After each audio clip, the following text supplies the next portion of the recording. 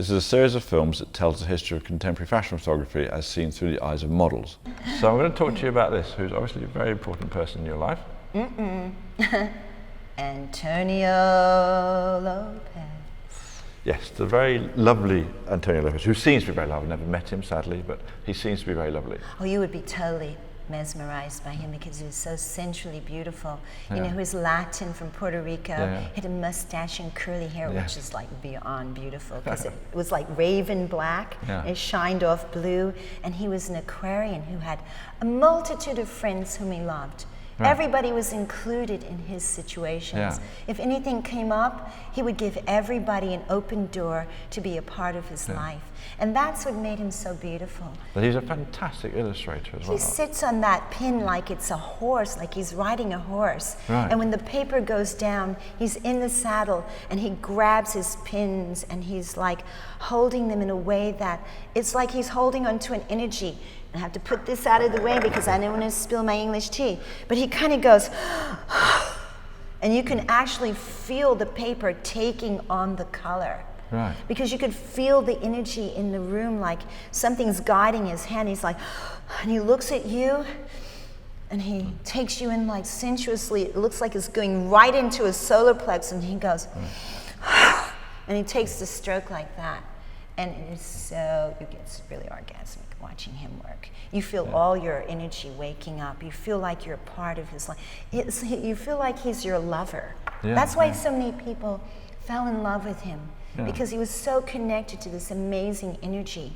He put people on pedestals. And you wanted to look the way, you dreamt to look the way he saw you, because he saw you through beautiful eyes. His illustrations are incredible. We really champion fashion illustration at SHOWstudio. It's been a love of mine for a while. And it's, you know, obviously Antonio Lopez is somebody who I knew of, never knew of. Oh, but he's in your soul because you admire his work, and we all want our work to live on forever so that people can get a feeling of a sensation, you know, and that's what he was, sensational. And tell me, how did you, just describe to me, how did you first meet him? What's your first meeting with him? It was very funny because I was working up at Vogue in the green room. And what's the name? What's the green room? The green room at Vogue is where they prepare the seminars of what the look is going to be like for the magazines. And what they do is they hire an illustrator and they say, instead of photographs, they say, we want the look to be this. So the illustrator actually kind of fantasizes on what something can be, but they use a model. So then Mrs. Vreeland had me work first with her favorite designer, who was Manning Obregon, who was the right-hand man of Dinah Vreeland, because he could sketch in a second. And he used to go with her traveling to Europe to do the shows. So what had happened was, I was working with Manning Obregon at first, but Diana Vreeland had taken Manning to Europe. So there was a block of space that was open. And I was standing there wondering, who's going to come into the room? And in floats Antonio Lopez with his entourage of beautiful young boys wearing a motorcycle. So different, each friend that he had. One would have a motorcycle jacket on. One would have a bow tie looking very dandy. And there was you saw these young men walk in and the energy just sort of expanded.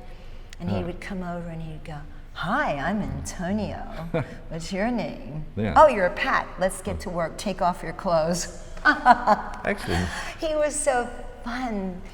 And so he included me in his entourage, and he invited me to come to a studio at Carnegie Hall. So you were at Vogue as a house model, is that correct? I worked on the seminars with Diana Vreeland for weeks and weeks. I would stand in her office in the red room. In my white robe. So there was the red room and the green room? Her office was the red lacquered room. And then we'd go into the green room after she said it was okay, and then I'd stand there and they'd make these, Antonio would make these giant 6-foot tall drawings. Wow, amazing. Which I don't know where they are now, but there's an exhibition of his in New York at the moment. Oh, is there? It's the Latin American Museum. So some of the drawings are there. But anyway, long story short. Yes, well, we can keep a long story long, actually. We can keep whatever you want. But, you know, the point is, Antonio changed the face of fashion because he took street beauty into high fashion. Right. And the types of people that he used were ethnically of all different rainbow colors. Yeah. And he put them into his drawings. So you got to taste like hot peppers or whatever. It's a very spicy ingredient of putting things into fashion, you know, coloring it very intensely and doing layers of colors. And I hadn't realized who he was really. But when I was in art school studying illustration, I always copied his drawings. Right. And then when I realized he was a living person, you know how you look at things and you wonder, is there somebody there? And then the face and the body and the life atmosphere just envelops you, and you're writing this magic bubble with someone. So for an illustration like this, because this is you and somebody else? Billy Blair. We were the girls that came to Europe. And did he, sorry. Yeah, go ahead. Did he pose you together? How did? No, that was an individual composition.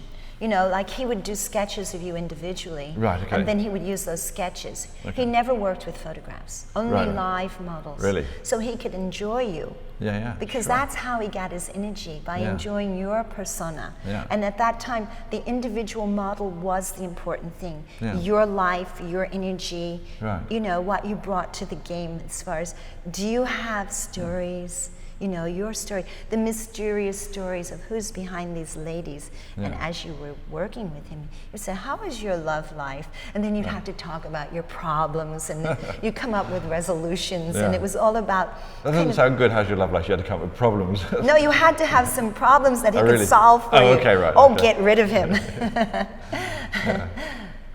And just to describe a little bit the session, if you were going to go in, because you live with him in Paris. Absolutely. So I guess the sessions were pretty free-flowing? Or was no, they were day and night. Right. We'd work through the night sometimes. Amazing. When I first arrived in Paris, Donna Jordan was there. And we were all in this one, like they call them studio apartments now, with no kitchen. So we had to go out and eat down the block. But in the night, we would sleep, Antonio and Juan on the floor in sleeping bags like caterpillars. Right. And Donna Jordan and me, toe to nose in the bed, because we were the ladies and they sacrificed. And then we'd pop up in the morning and set up like a scene like we were on motorcycles, but we'd really be sitting on bolsters on the bed, pretending we were riding on a motorbike. And he'd do the sketches, and then he'd hand them over like the baby just born to his assistant so that he could take care of them and clean up the dirty marks, you know. Right. And so we started learning about more beautiful European things like classical music, because he would play so he would play music? He would play classical music. Right. That's when we first came. Because we were Americans, we had our music, but we wanted to learn things. So he often drew by classical music. And it was satire, that was his favorite. Beautiful. Da-dee-da-dee-da-da-da-da-da. So when I hear that song now, I kind of reminisce on that time with him. Actually, when I wrote the book and I spoke of him, I had that music on. Right. Because music signifies the time. Yeah, indeed. And so you'd be sketching and drawing all day? Would you be made in the morning? Oh, no, we would have to intensely get along with it, but sometimes he'd go, oh, I can't draw anymore because it's like riding a horse through the desert. Right. You know, it's like, oh, you have to water every plant as you're going along and listening and sketching, and it would be just exhausting sometimes, you know. Can I move? No. And how long did you hold a pose for? Well, you would be like there for an hour. Really? Yeah, for an hour. Wow. And that's very tricky for somebody who relies on a lot on movement. Oh, it doesn't matter. When somebody tells me to stay still, it's for the good of the picture. Excellent. But I don't hold my breath. Right, for an hour, no. I have stuff going in my head. Yeah. I have my own world.